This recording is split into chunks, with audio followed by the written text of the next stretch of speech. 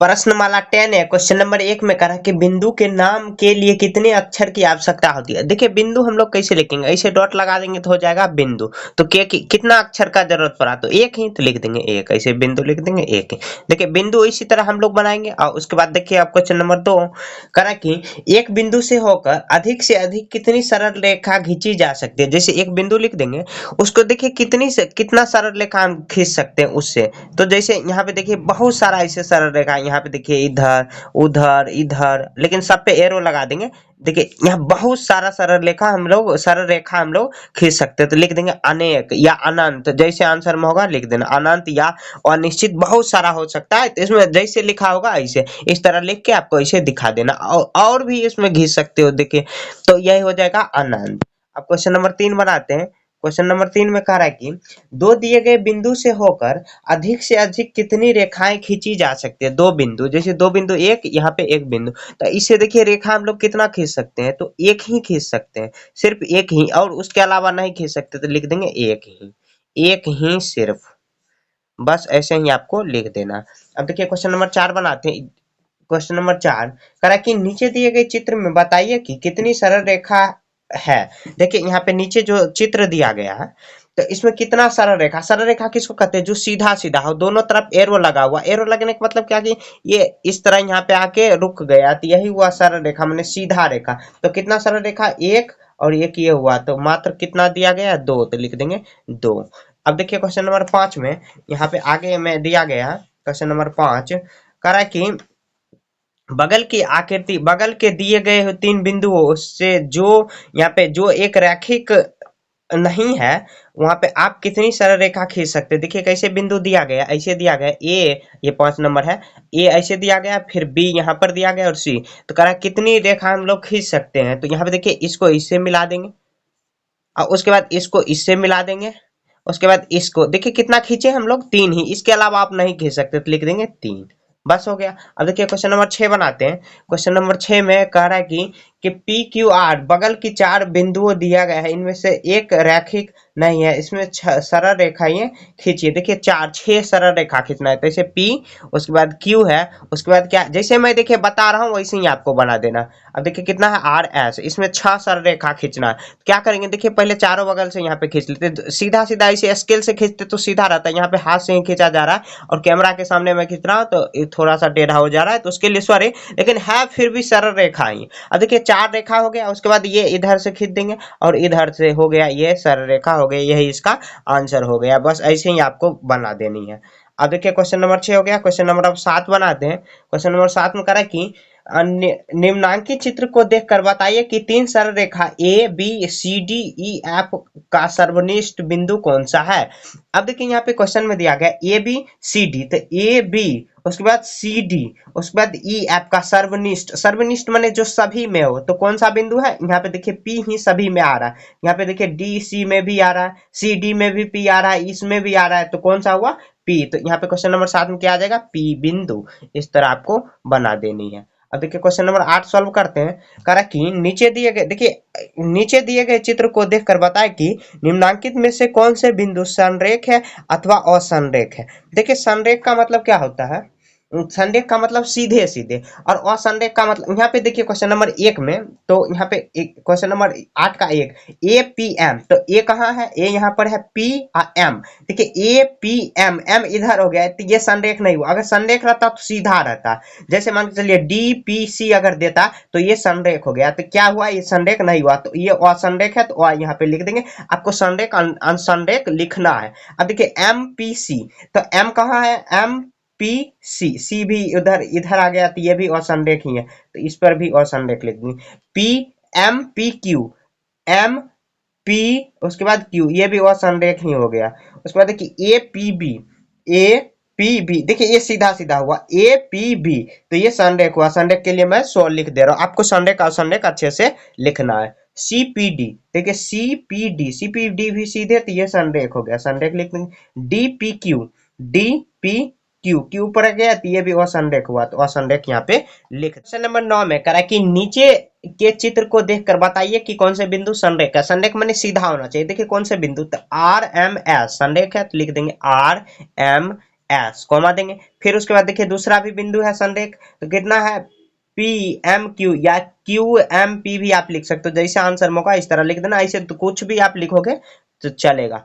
P M Q जो सीधा होना चाहिए, यही इसका आंसर हो गया। इस तरह आपको सॉल्व कर देनी है। क्वेश्चन नंबर 10 में सॉल्व करते हैं। करें कि निम्नांकित कथनों को सत्य के लिए स लिखना है और असत्य के लिए अ लिखना है। करें कि दो दिए हुए बिंदुओं से कम दो सरल रेखा खींची जा सकती है।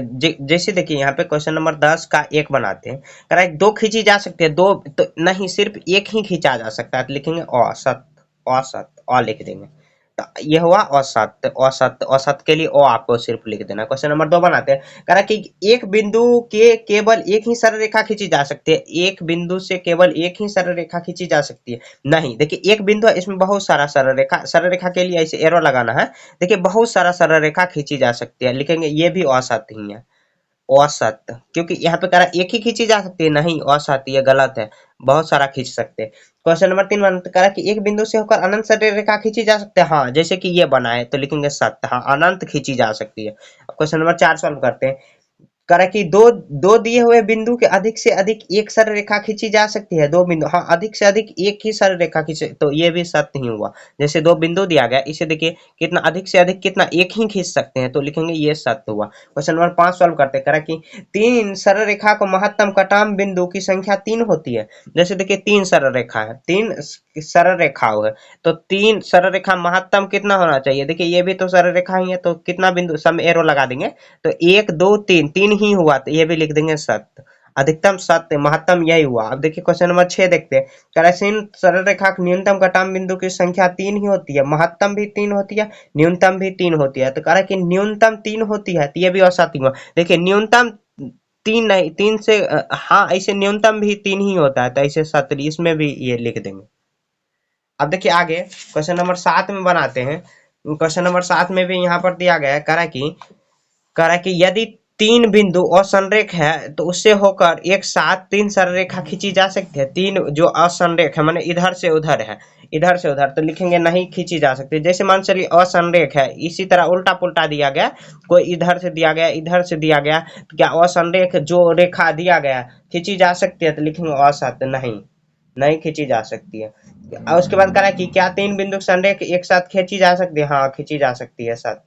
ऐसे आपको सॉल्व कर क्वेश्चन नंबर 11 करा कि नीचे का चित्र देखिए और इस संदर्भ में निम्नांकित का नाम लिखिए। तीन बिंदु है, तो मतलब इसमें से कोई भी बिंदु आप उठा के लिख दीजिए। तो ऐसे लिखेंगे क्वेश्चन नंबर 1 में तीन बिंदु कोई भी लिख देंगे, ए ई, उसके बाद क्या लिखेंगे बी, कुछ भी आप जिसका जो मन चाहे आप वो लिख सकते हो। उसके बाद कितना आ जाएगा ए, तो यही तीन बिंदु हो गया। आप क्वेश्चन नंबर 2 देखते हैं। कह रहा है चार रेखाखंड। देखिए रेखाखंड कैसे खींचेंगे, जो कि सीधे सीधे होना चाहिए, जो कि एरो यहाँ पे लगा हुआ होना चाहिए। जैसे कि मान के चलिए यहाँ पे रेखाखंड क्या हो गया, ऐसे ओ एफ ओ ई इधर भी हो गया, उसके बाद ओ ई इस तरह भी हो सकता है। जैसे देखिए ओ ई भी हो सकता है, तो लिखेंगे ओ ई, फिर कॉमा देंगे। उसके बाद देखिए ओ डी भी हो सकता है, ओ डी, उसके बाद ओ सी भी हो सकता है, ओ बी भी हो सकता है, इस तरह कर देंगे। उसके बाद ओ एफ भी हो सकता है। यह चार रेखाखंड हो गया, तो इस तरह आपको लिख देना। देखिए क्वेश्चन नंबर 3 करा है पांच किरण। देखिए किरण क्या होता है, किरण लिखने का एक तरीका होता है। कोई भी चीज लिखेंगे, जैसे ए बी है, तो ए बी अगर किरण बना रहा है तो ऊपर में ऐसे एरो लगा देंगे, तो ऐसे एरो की तरफ जाना है,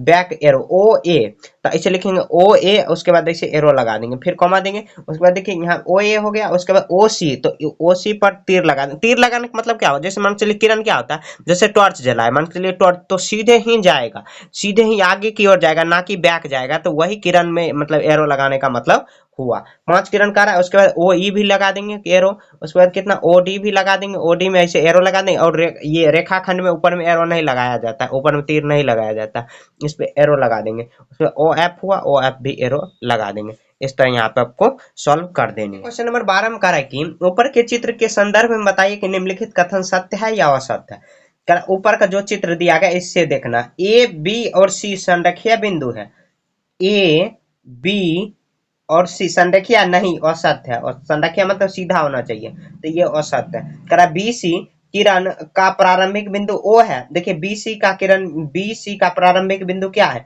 बीसी का प्रारंभिक बिंदु क्या है, ओ ही है। लेकिन यहाँ पे देखिए यहाँ से बी से स्टार्ट हुआ, प्रारंभिक बिंदु ओ नहीं है, बी से ही स्टार्ट हुआ, यहाँ से आगे की ओर जाएगा, तो लिखेंगे असत्य, ये भी असत्य हो गया। किरणें ओ सी और बी सी अभिन्न है, किरणें ओ सी ओ सी, ओ और सी, और कितना है बी सी, अभिन्न है बी सी, भिन्न, हाँ भिन्न, अभिन्न ही है, मतलब अलग अलग है। देखिए बी सी इतना ही है और ओ सी अलग है, अभिन्न है, अलग अलग, तो ये लिखेंगे सत्य।